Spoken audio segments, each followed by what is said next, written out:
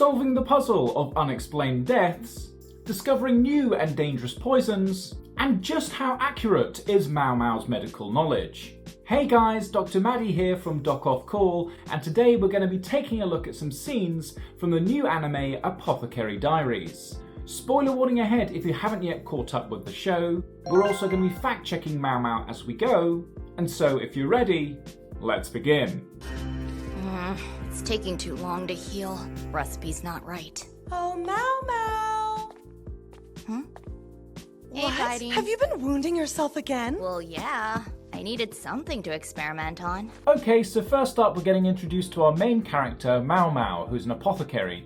But I bet a couple of you are wondering, what even is an apothecary? Well, basically it's a historical term used to describe either a person or a place that's involved in the preparation and sale of medicine. They're basically the predecessors to our modern day pharmacists. But did they experiment on themselves in this way? Well, sometimes yes. Remember, this is in a time where we didn't have modern day ethical standards, and a lot of the developments came through people's self-experimentation to test both the efficacy and safety of the medicines they were preparing. To be honest, who knows whether pharmacists are still doing this? The rear palace is a garden of women cultivated to grow the Emperor's seed. The only people permitted access to this inner sanctum are the Emperor, his kin, and of course, eunuchs.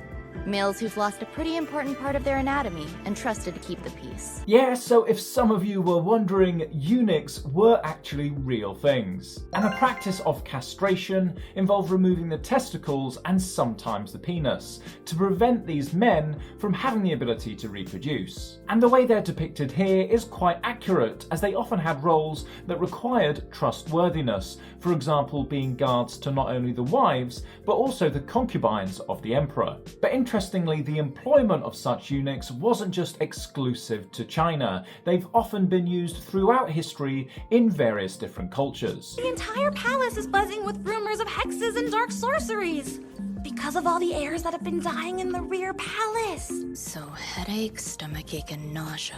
Poison would fit with the whole power struggle thing. Could it be something hereditary? Yeah, so stomachache and nausea are often some of the first symptoms of being poisoned. But why is this? Well, there are multiple reasons, but the main one comes down to the activation of part of the brain called the chemoreceptor trigger zone. Now, this part of the brain is really sensitive to toxins circulating in your bloodstream, and if it detects them, it activates your vomiting center, causing both nausea and vomiting. And Maomao also questions whether this problem might be something hereditary, which basically means a genetic default that often ends up with the child dying prematurely. So I understand her way of thinking, we'll just have to wait and see. I placed it there that day because I deduced the cause of the illness. It was the white makeup powder. It was used by the baby's nurse as daily ritual. She claimed it had a better whitening effect compared to similar popular cosmetics. Yes, so Maomao has correctly deducted that the poison was in fact this white makeup powder. This substance called shiromi in Japanese was actually used in traditional Japanese makeup during the Edo period. And interestingly, it's made up of a mixture of both lead and rice powder. And that's right, lead is in fact poisonous. It acts as a heavy metal. No, not that kind. And unfortunately, with prolonged exposure to it, it can lead to a whole host of serious medical problems, both neurological and developmental in babies. Your job is poison taster. Poison? The concubine has all her meals prepared for her. By the time it reaches the pavilion, it's already exchanged hands a few times. Poison is a risk that must be considered. Yes, so believe it or not, there was a time where poison tasters were commonplace, but I can't imagine they had great job security. And while the historical records and literature do mention poison tasters, it's important to note that their effectiveness was a bit limited. You see, although some poisons act quite quickly, causing immediate symptoms, there are a whole list of other poisons that take a while to accumulate in your bloodstream and manifest with symptoms. In fact, when concubine Gyokyo became pregnant, her food was poisoned at least twice. The taster back then received nerve damage and still can't move her hands or feet. The cost of the job. Okay, so here they're talking about a neurotoxin that had been used against a previous taster, leaving her with an element of paralysis. Now, this could have been a whole host of different poisons, ranging from things like heavy metals such as mercury, through to other substances like cyanide, and even the tetrodotoxins that are found in pufferfish. It actually reminds me of a case where a medical student was poisoned by an old can of baked beans. Unfortunately, it had been contaminated by botulinum toxin. Yes, the same toxin that's used in Botox. Proceed. No suspicious coloring or scents. No numbness.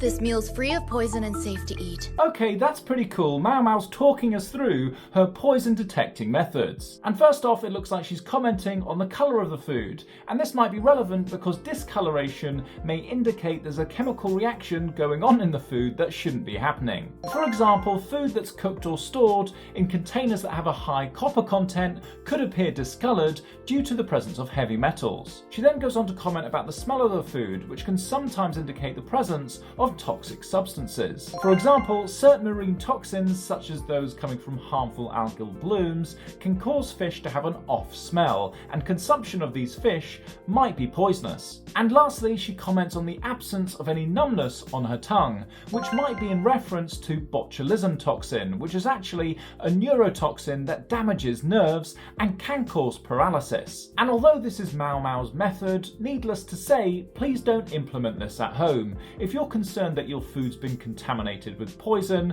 just don't eat it. Back when I lived near the brothels, I used to do a lot of experiments using my arm as a test subject. That's my little mad scientist. I've gradually built up an immunity against poisons, so most of them don't affect me. So unfortunately, the ability to build up some form of immunity against poisons isn't quite accurate. You see, although the human body has natural defense mechanisms, as well as ways of detoxifying substances, these aren't usually specific to individual poisons. And while some substances might induce tolerance or adaptation in the body, this isn't the same as a natural immunity. In fact, even attempting to develop some level of tolerance to different poisons can be extremely dangerous. You see, some poisons need to accumulate in the bloodstream before they actually manifest in symptoms. And so although you might be able to get away with a few exposures to that poison, ultimately you don't know which one might kill you. If you want my opinion, you should switch to silver plates. They react when making contact with toxins. It's like Master Jean Shi said. We use ceramics on purpose. As a sort of test for you. Huh? So, although I'm not aware of silverware having the ability to detect both toxins and poisons, what I am familiar with is that silver does have some antimicrobial properties. It's actually been used in various different forms of plasters and dressings to help inhibit the growth of both bacteria, fungus, and other microorganisms. I received these from a military officer earlier. Would you mind tasting them? Balzi. There's an aphrodisiac baked in. You can tell without eating one? So, I guess firstly, some of you might even be wondering what an aphrodisiac even is. Well, it's basically a substance or a stimulus that's thought to increase both your sexual desire, arousal, and pleasure. And throughout history, it's been thought that various foods, herbs, and drinks have aphrodisiac properties. And it is important to mention that the effectiveness can vary from person to person, and there isn't actually any academic scientific evidence that suggests any of this really works. I have another question for you. A squad of soldiers were out on a mission to attack some barbarians the other day and wound up being poisoned. They reported feeling nauseous, difficulty breathing. Those do sound like the symptoms of some form of poison. I like how Maomao's almost become a medical detective here, with her being given very little information and having to solve the crime. To be honest, it's not very different from what I do as a doctor. Sometimes it's almost like being a medical form of Sherlock Holmes. The soldiers were provided their own dishware and utensils.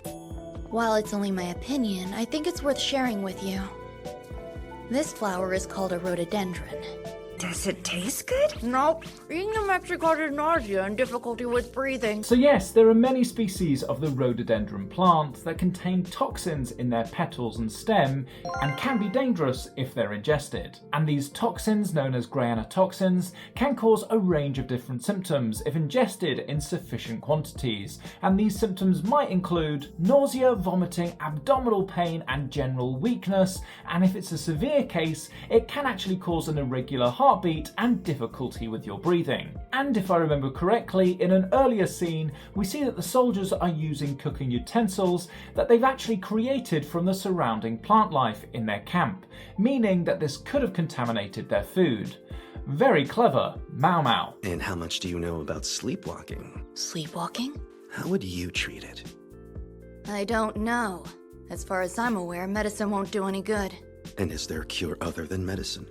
That sounds outside my expertise. So, Maomao's not 100% correct in this scene. You see, there are various treatments available for those people that sleepwalk, depending on the severity of their symptoms and the impact it's having on their lifestyle. And some of these measures are quite simple, such as eliminating things like stimulants before bedtime, so avoiding both caffeine or alcohol, and then ensuring that you're getting a good sleep schedule, trying to sleep at the same time every evening. But for some people, we might need to consider medications such as things like benzodiazepines or even antidepressants. However, this is usually considered as a last resort option due to the side effects that some of these medicines can have. Really, the most important factor with sleepwalking is ensuring that a person's surrounding environment is risk-free to try and prevent them from suffering from any injuries while sleepwalking. It's called sleepwalking, or somnambulance.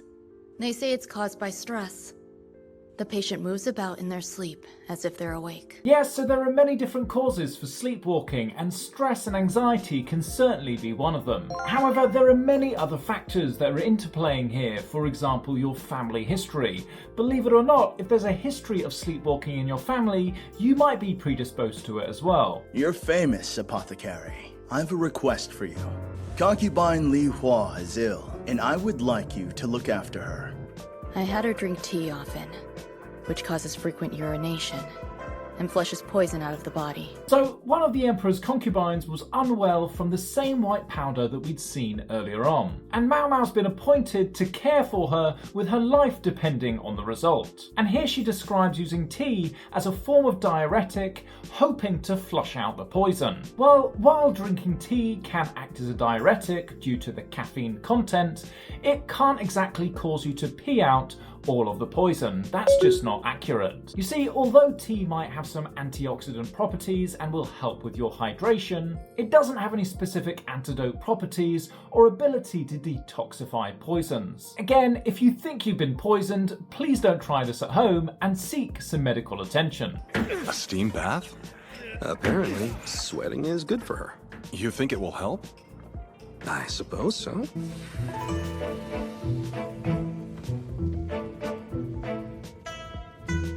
Now, I wouldn't normally be recommending a steam bath or sauna for somebody who's recovering from poisoning. You see, steam baths and saunas promote sweating and perspiration, all of which can increase your risk of dehydration. And dehydration is a specific concern in the context of where someone's been poisoned, as it can actually enhance certain toxins and also prevent your body's ability to eliminate the poison from its system. What's troubling you? Look at this.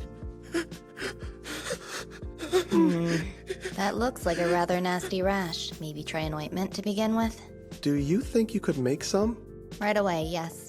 Okay, so it looks like this man here has a form of contact dermatitis, in that something that he's contacted with his hands has caused this irritation. And we often see this in medicine, where people are handling harsh substances with their hands without the use of protective gloves. And Maomao is completely correct in offering an ointment, hopefully one that contains steroids, to help calm down this level of irritation.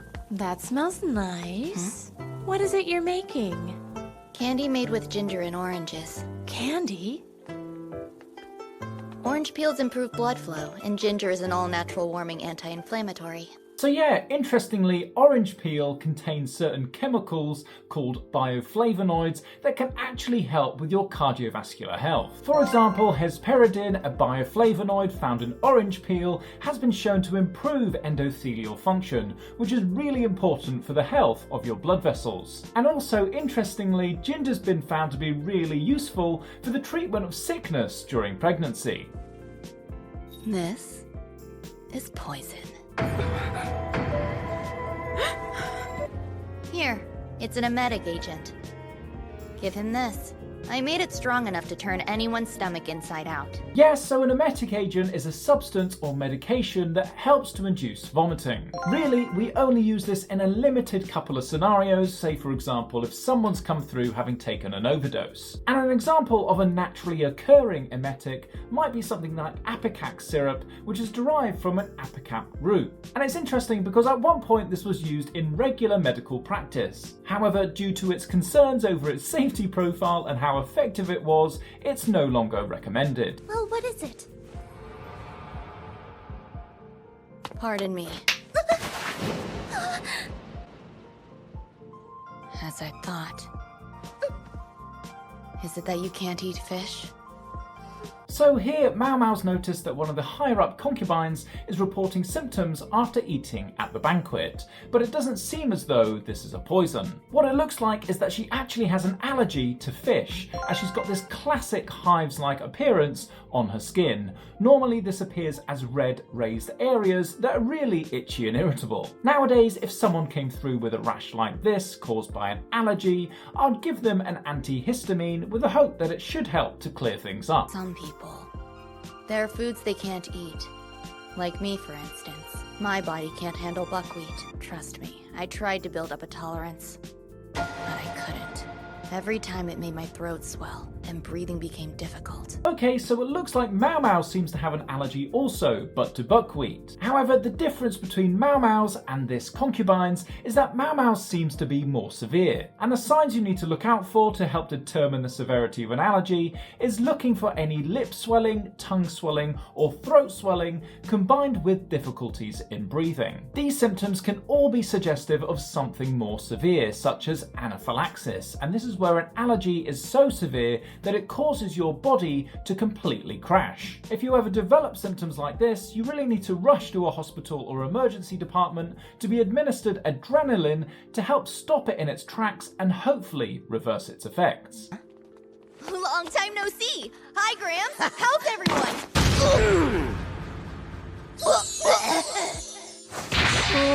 She still got it. I remember she used the same technique to help me throw up poisons. So, taking a direct punch to the abdomen can actually stimulate vomiting, and it's all done by activation of your vagus nerve. Basically, once the vagus nerve has been stimulated, it activates what's called your gastric reflex, causing increased contraction within your stomach and subsequently vomiting. Believe it or not, but this is actually a built-in protective reflex to allow you to expel any harmful substances that end up entering your stomach. We'll need to see if there's any vomit left in their throats. No pulse. Nothing stopping air. Just saliva.